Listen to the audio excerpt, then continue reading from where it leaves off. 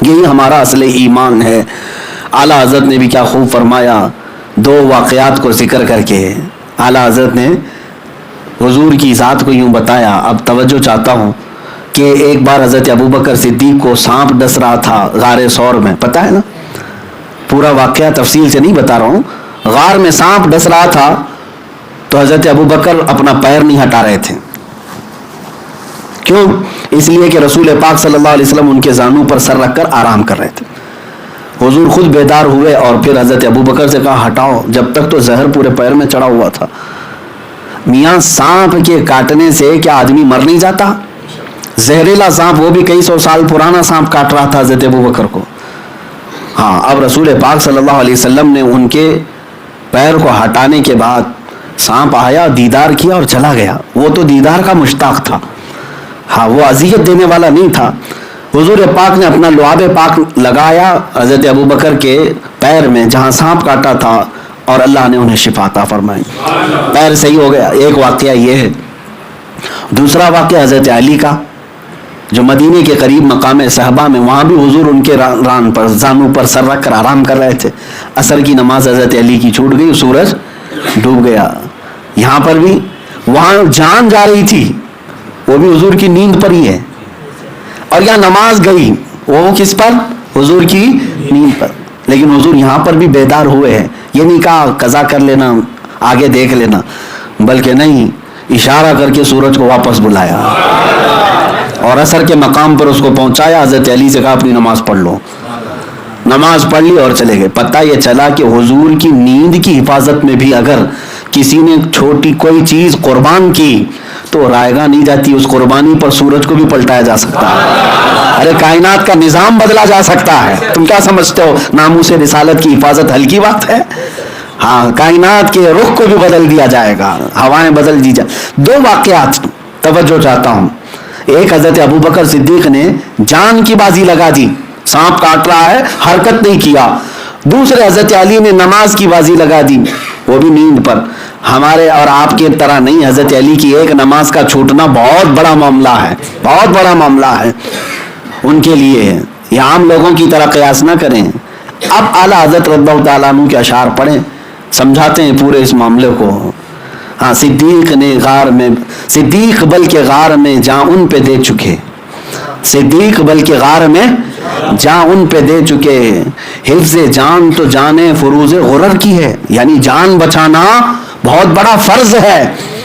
جان بچانا کیا ہے؟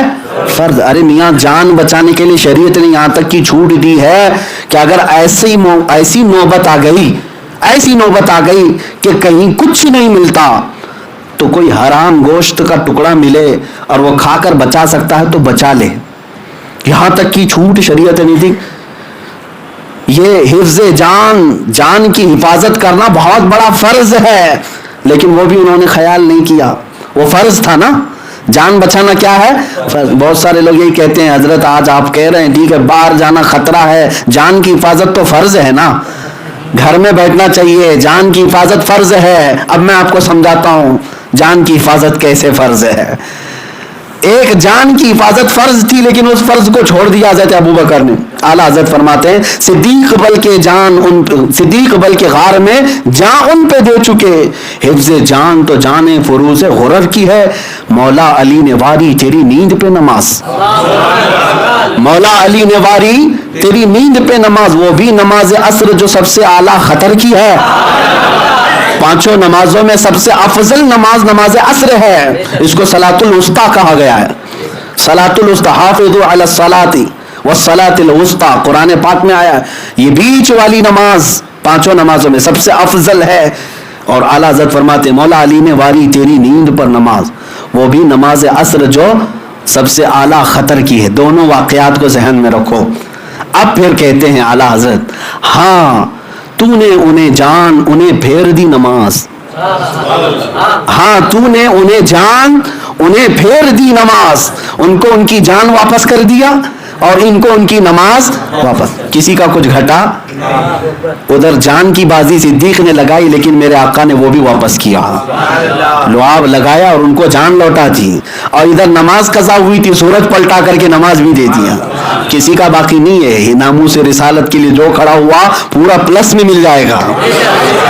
ہاں تو نے انہیں جان انہیں پھیر دی نماز, پر وہ تو کر چکے جو کرنی بشر کی ہے. ہاں یہ دونوں صحابہ نے کیا کیا, جو بشر کو کرنا چاہیے تھا وہ کر دیا.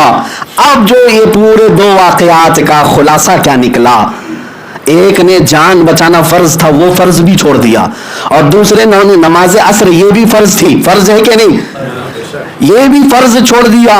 ادھر بھی فرض چھوٹا ہے ادھر بھی فرض چھوٹ رہا ہے, دونوں فرض چھوٹے. اعلیٰ حضرت فرماتے ہیں ثابت ہوا کہ جملہ فرائض فروع ہیں. ثابت ہوا کہ جملہ فرائض, فرض کی جمع کیا ہے فرائض, فروع کا مطلب ہوا برانچ. اصل ایک ہوتا ہے اصل اور پھر فرع. اعلیٰ حضرت فرماتے ہیں ثابت ہوا کہ جملہ فرائض فروع ہے, اصل اصول بندگی استاجور کی ہے. جس کا عام لفظوں میں اگر بتایا جائے تو یوں ہے کہ سارے فرض جتنے بھی ہیں سب کا مقام بعد میں ہے, اطاعت مصطفیٰ والا فرض پہلے نمبر پر ہے. ہاں وہ اگر حضور پاک کی ذات ہونا یہ پھول تو بلبل کا ترنم بھی نہ ہو. یہیں سے بات نکلتی ہے کہ اگر حضور کی ذات کا جو اللہ تعالیٰ نے ہمیں حکم فرمایا وہ چھوڑ کر کے دوسرے فرائض میں لگے رہے تو کوئی فرض نہیں قبول ہے. یہاں تک کہ ایک صحابی کو حضور نے فرمایا, نماز میں بلایا ان کو, وہ نماز پڑھ رہے تھے, 2 بار بلایا, کمپلیٹ کر کے آئے تو حضور نے پوچھا کہ میں نے تمہیں پکارا تمہیں نہیں سنائی دیا؟ انہوں نے کہا یا رسول اللہ نماز پڑھ رہا تھا. تب رسول پاک نے کیا فرمایا, کیا تم نے قرآن کی آیت نہیں سنی, یا ایھا الذین آمنوا استجیبوا للہ وللرسول اذا دعاکم, اے ایمان والو حاضر ہو جاؤ جب بھی اللہ اس کے رسول پکاریں.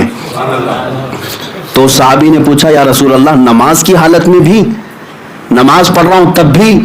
تب رسول پاک نے فرمایا ہاں, اگر نماز چھوڑ کر کے 1 رکعت پڑھے تھے اور چھوڑ کر حضور کے کام میں آتے, اور حضور پاک نے اگر انہیں بازار بھیجا کام کے لیے یا کسی کو سودا خرید کر پہنچانے کے لیے, وہ سارا کام کیا, بازار گیا, لوگوں سے ملاقات کیا, کسی کے گھر پہنچا, واپس آیا تو فرمایا گیا جہاں سے نماز چھوٹی تھی وہیں سے آگے کی کمپلیٹ کرو, شروع سے نہیں لوٹایا جائے گا, جہاں سے چھوڑ کے گئے تھے وہیں سے. پوچھا جاتا ہے محدثین سے کہ پھر یہ بیچ میں جو اتنا کیا, میاں ہم نماز کے ٹائم پہ ادھر ادھر دیکھیں تو نماز ٹوٹ جائے ہے نہیں, اگر ہم نماز میں چل کر کے ادھر ادھر چلے گئے تو نماز ٹوٹ گئی, سینہ پھر گیا قبلے سے تو نماز ٹوٹ گئی.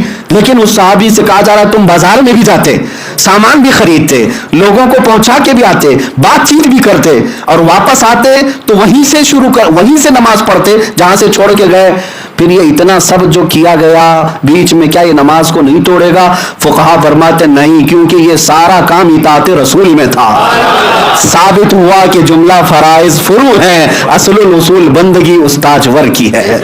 ہاں اگر حضور پاک کی اطاعت میں لگا ہے تو ہر کام تمہارا عبادت ہی ہے. اب لوگوں کو سمجھ میں آ جائے گا کہ کون سی جان بچانا فرض ہے. ہاں اس وقت تک تمہاری جان بچانا فرض ہے جب تک کہ حضور کی عزت پر بات نہ آئے. اگر حضور کی عزت پر بات آئے تو یہ جان کس چیز کا نام ہے؟ یہ ایک جان کیا ہے, اگر ہو کروڑوں تیرے نام پہ سب کو. ہمارا تو عقیدہ یہی ہے, حضور کے نام پر ساری جانیں وارنا ہے. تو ایسے موقع پر یہ نہ کہا جائے. بعض لوگ ہمیں یہ بھی کہتے ہیں یہ سب حالات دیکھتے نہیں, لوگوں کو پکار لیتے ہیں, بلا لیتے ہیں, کتنے لوگوں کو خطرے میں ڈالنا, لوگوں کو ہلاکت میں ڈالنا, کیا شریعت اس بات کی اجازت دیتی ہے؟ میرے عزیزوں, خطرے میں ڈالنا, ہلاکت میں ڈالنا, آپ ہی اپنے گھر میں بیٹھ کر کوئی ایسا مشورہ دے دو کہ کوئی ایسا جہاد بتا دیں جس میں کوئی خطرہ ہی نہ ہو. کوئی ایسا جہاد بتائیں جس میں کوئی خطرہ ہی نہ ہو. رسول پاک صلی اللہ تعالیٰ علیہ وسلم 313 لوگوں کو لے کر جا رہے تھے, تو کیا حضور پاک صلی اللہ تعالیٰ علیہ وسلم سامنے کفار و مشرکین کی تعداد کو نہیں جانتے تھے؟ سب خبر تھی. احد کے موقع پر, خندق کے موقع پر, خیبر کے موقع پر, ہر موقع پر ظالم کفار مشرکین کی تعداد بڑی زیادہ تھی, صحابہ کم تعداد میں تھے, سامان جنگ بھی نہیں تھا, تو ان لوگوں کو جب میدان میں اتارا جا رہا تھا تب یہ نہیں کہا جاتا کہ ان کو خطرے میں ڈالا جا رہا ہے؟ میاں آپ نے ابھی تک گھر میں بیٹھ کر اس کا صحیح مطالعہ ہی نہیں کیا کہ ناموس رسالت کی حفاظت کیا ہوتی ہے. یہ شہادت گہے الفت میں ہے قدم رکھنا. یہ شہادت گہے الفت میں ہے قدم رکھنا. لوگ آسان سمجھتے ہیں مسلمان ہونا. ہاں تم سمجھتے ہو کہ روٹی پکا کر کھا کر اپنے گھر میں بستر پہ سو جانا اسی کا نام ہے ایمان. مسلمان تمہیں تو خطرات اٹھانے ہوں گے. اور میں نے اس سے قبل بھی شاید کہا تھا اسلام روز اول سے مخالفتوں کا سامنا کر رہا ہے, ستیزہ کار رہا ہے ازل سے تا امروز, چراغ مصطفی سے شرار بولہبی. اقبال کہتا ہے پہلے دن سے ہی یہ جھگڑا چل رہا ہے. ابو لہب کی چنگاریاں مصطفیٰ کریم کے چراغ سے بھیڑنے کی کوشش کرتی ہیں, لیکن اللہ کا قانون یہ ہے کہ یہ چراغ ہمیشہ غالب رہا ہے. آج بھی یہی چراغ غالب رہے گا انشاءاللہ العزیز. دنیا دیکھے گی کہ میرے مصطفیٰ کریم کا حسن ہی غالب رہے گا, ان کا نام ہی غالب رہے گا. مٹ گئے مٹتے ہیں مٹ جائیں گے آدھا تیرے, نہ مٹا ہے نہ مٹے گا کبھی چرچا تیرا. جو آج بھونک رہے ہیں کتے اپنے گوفے میں بیٹھ کر یا کوٹھے میں بیٹھ کر, انہیں یہ خبر نہیں کہ ان کے بڑے بڑے دادے پردادے سب آئے اور سب مٹ گئے ختم ہو گئے, لیکن حضور پاک کی ذات کل بھی چمک رہی تھی آج بھی چمک رہی ہے. تم کیا جانو, جاؤ انگلینڈ اور امریکہ کے وہ گورے لوگ جو دنیا پڑھتے ہیں, سائنس ٹیکنالوجی کو غور سے پڑھتے ہیں, آج سب سے زیادہ اگر کوئی مذہب کوئی دین یورپ اور ویسٹرن میں پھیل رہا ہے تو وہ محمد عربی کا دین ہے. رسول پاک صلی اللہ تعالی علیہ وسلم کا دین سب سے زیادہ یہ ترویج ہو رہی ہے, سب سے زیادہ اشاعت ہو رہی ہے. آپ کیا سمجھتے ہیں یہ کتے یوں ہی خارج زدہ ہیں, ان کو کھجلی یوں ہی ہو رہی ہے؟ تکلیف اسی بات کی ہے کہ روز بروز اس قدر اسلام میں کثرت دیکھی جا رہی ہے, حضور کے دیوانوں کی تعداد بڑھتی جا رہی ہے, اور یہ انہونا خوف جو انہیں لگا ہوا ہے آپ دیکھتے ہوں گے, انہونا خوف انجانا خوف جو ہے, جو ان کی زبانوں سے بھی نکلواتا ہے بار بار بیٹھ کر کے. وہ پاکھنڈی کہتا ہے 2029 میں بھارت کا پردھان منتری مسلمان ہو جائے گا, سنے ہوں گے آپ. ہاں یہ باتیں, یہ ڈر ہے, یہ خوف ہے, ڈر ہے اور خوف ہے. ہم تو کہتے ہیں کہ کوئی چیز اچھی نہیں کہا, یہ اچھی کہا ہے تو اللہ تعالیٰ اس کو پورا کر دے. ہمیں اس بات کا خوف نہیں ہے, ڈر نہیں ہے. ہاں اگر مذہب ذات اور اس چیز کا کھیل کھیل رہے ہو تو زیادہ دن تک یہ کھیل چلے گا نہیں, زیادہ دیر تک یہ کھیل چلے گا نہیں. ان کو یہ پتا ہے یہ ساری چیزیں حقیقت کیا ہے اور یہ جھوٹ کیا ہے. عزیزان گرامی, حضور کی ذات کے متعلق تو اتنا میں کہوں گا, اس سے قبل بھی بہت سارے آئے جنہوں نے حضور کے نام سے لوگوں کو للکارا تھا, لیکن ان کی زندگی بڑی ذلت میں گئی. اور پھر ہم یہ پکار کر کل بھی کہتے تھے آج بھی کہتے ہیں رہے گا یوں ہی ان کا. ہاں کل بھی ہم یہی کہتے تھے, آج بھی یہی کہیں گے انشاءاللہ, ہماری نسلیں بھی کہیں گی رہے گا یوں ہی ان کا. پڑے خاک ہو جائیں جل جانے والے, یا رسول اللہ تو گھٹائے سے کسی کے نہ گھٹا ہے نہ گھٹے گا, جب بڑھائے تجھے اللہ تعالیٰ تھے. حضور کی ذات کو اللہ نے اتنا بلند کیا, اتنا بلند کیا ہے, جو کتے تھوکتے ہیں وہ اپنے منہ پر تھوکتے ہیں. اللہ نے حضور کو کیا کہا, روشن چراغ, اور اعلیٰ حضرت نے اس کا ترجمہ کیا سورج بنا کر بھیجا ہے. کیا ہے؟ ہاں وداعیا الی اللہ باذنہ وسراجا منیرا, چمکنے والا سورج بنا کر بھیجا ہے.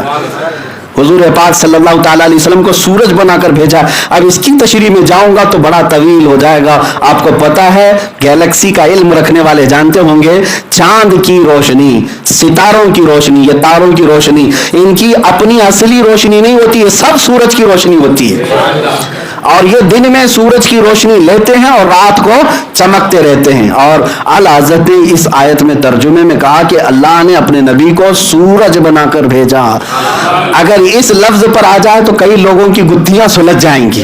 حضور کو جو سورج سمجھ لے, کئی لوگوں کے ٹینشن ختم ہو جائیں گے, جن کو یہ جھگڑا ہے کہ حضور ایک ہی جگہ ایک ہی ٹائم پہ کئی جگہ کیسے جا سکتے ہیں, ہماری بھی قبر میں ان کی بھی قبر میں, ان کی مدد کے لیے ان کی مدد کے لیے, پھر مدینے میں لوگوں کے سلام پہ وہاں آ رہے ہیں, ان کو سلام کا جواب, ایک ہی وقت میں حضور ساری کائنات کے اپنے ماننے والوں کے کیسے جا سکتے ہیں.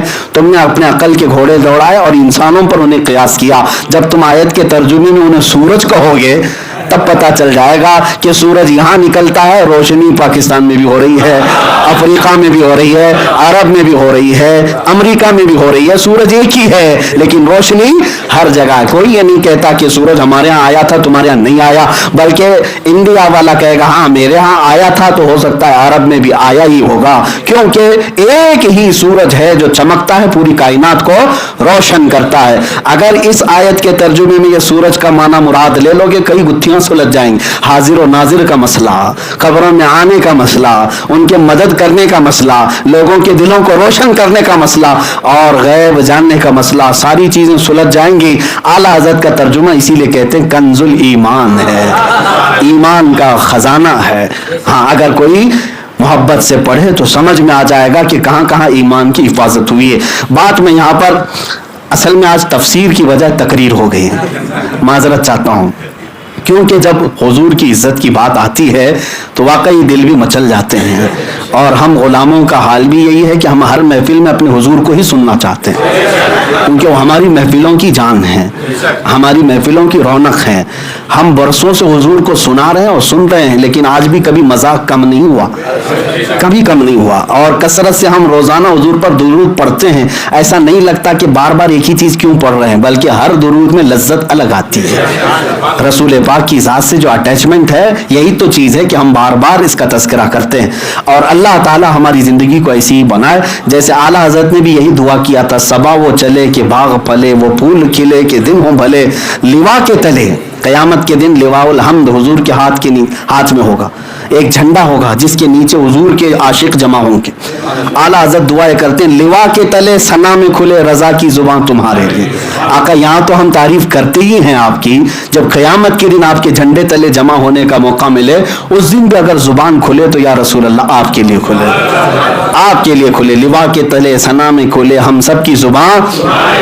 اور اعلیٰ حضرت یہی تمنا کی ہے، کاش محشر میں جب ان کی آمد ہو اور بھیجیں سب ان کی، ہاں وہاں پر سارے لوگ سلام بھیج رہے ہوں گے حضور کی ذات پر، اور اعلیٰ حضرت اپنے متعلق کہتے ہیں کہ جب مجھے جنت میں لے جائیں گے فرشتے، قدسی کہتے ہیں جنت کے فرشتے، ہاں تو اس وقت پوچھیں گے نا کہ تجھے کیا چاہیے، تجھے کیا چاہیے۔ بہت سارے لوگ سلام کا یہ آخری شعر سمجھ نہیں پاتے، تو میں آج بتاتا ہوں۔ جنت میں جانے کے بعد تمہاری تمنائیں پوچھی جاتی ہیں، دوپہر میں کیا کھانا ہے، ابھی کیا لوگے آپ، ہاں آپ کی خواہش کے مطابق کھانا ملے گا، ہر چیز جو تمنا کرے گا وہ سب ملے گا۔ تو وہاں پر پوچھنے کے لیے جو آئیں گے قدسی، اعلیٰ حضرت فرماتے ہیں وہ خدمت کے لیے لگائے ہوئے ہوں گے، غلمان ہیں جو وہاں پر قدسی ہیں، وہ پوچھیں گے آپ کو کیا چاہیے، کون سا کھانا چاہیے، کون سی آرام گاہ چاہیے۔ لیکن فاضل بریلوی ایک عاشق کا حال یہ، مجھ سے خدمت کے قدسی کہیں ہاں رضا، ہاں رضا کا مطلب کیا چاہیے رضا، اس وقت بھی میں کہوں گا مصطفیٰ جان رحمت پہ لاکھوں۔ جب وہ مجھ سے کہیں گے کیا چاہیے رضا، تو میں کیا کہوں گا، مصطفیٰ جان رحمت پہ لاکھوں۔ ہاں ایک ہی چیز چاہیے، دنیا میں بھی وہی چاہیے تھا، آخرت میں بھی اور جنت میں بھی وہی چاہیے۔ اللہ تعالیٰ حضور کے صدقے، ان کے غلاموں کے صدقے ہمیں حضور کی شفاعت کبریٰ عطا فرمائے، اور حضور کا پڑوس بننا ہمارے نصیب میں عطا فرمائے۔ مولا کریم ایمان پر زندہ رکھے، ایمان پر خاتمہ عطا فرمائے۔ میں انشاءاللہ العزیز اس کی تفسیر جو رہ گئی ہے وہ آگے کی محفل میں کروں گا، کہ آیت کریمہ ایک رہ گئی ہے، آیت نمبر 137 جو سورہ نساء کی ہے، انشاءاللہ اگلی تفسیر میں اس کو مکمل کیا جائے گا۔ وآخر دعوانا الحمدللہ رب العالمین۔